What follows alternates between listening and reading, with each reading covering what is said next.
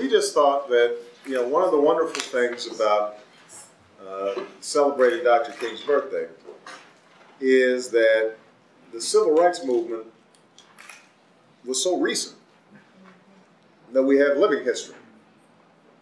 We have people who participated, who fought, who struggled, some in very lofty positions and are well known, but others who were on the grassroots level doing so much to help liberate so many. And we just thought it would be nice to get together briefly and hear from some of our elders. I thought that it'd be nice to kick it off hearing from Dorothy Height. Having known all the great heroes and being one yourself of the civil rights movement, how do you think we were the beneficiaries of all that work should be thinking about that period, and are there some reflections, Dorothy, that you want to share with us?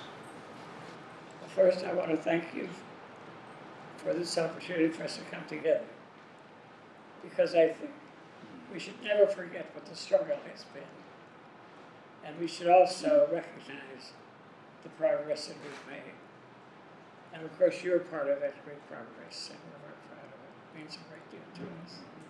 And to see the kinds of things that you're working on. I was preparing for a speech yesterday, and I looked through some materials, and there was a statement by Martin Luther King Jr. speaking of violence.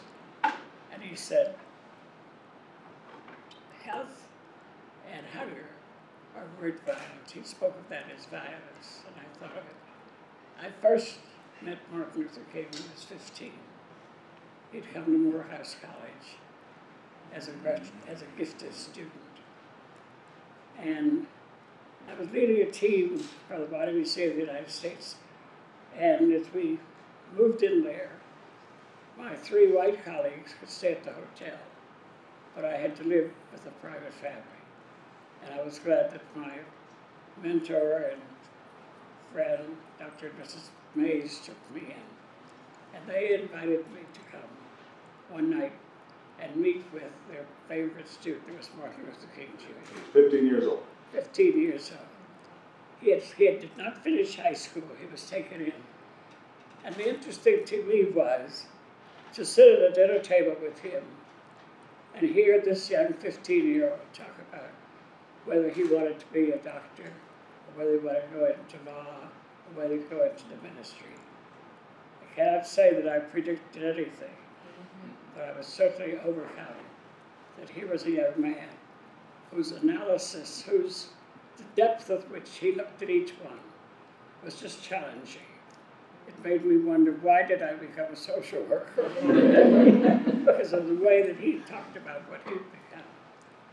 And then to be working with him later in life, at the time of his death, as a part of the United Civil Rights leadership, was to see so much that had come forward.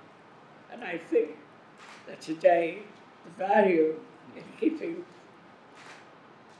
this observance, the way you are trying to help us do, and expressing the importance of volunteering and serving. I think if we can quicken that mood, and I'm glad that the First Lady is helping us to understand the importance of volunteering. I think that's very important, and especially now, with all of the catastrophes in Haiti and around the world, that we have to do that. So that I think we have come a long way. I think through the civil rights movement, we got laws. We now need more enforcement. And I think that everything we do now that pushes us to the next step is going to count upon the younger generation understanding the nature of the conditions from which we've come and the value of the struggle, but to understand that it's not, we don't have to do the same things, but we certainly have to move forward. And I appreciate your leadership in helping us trying to do that. Well, thank you so much.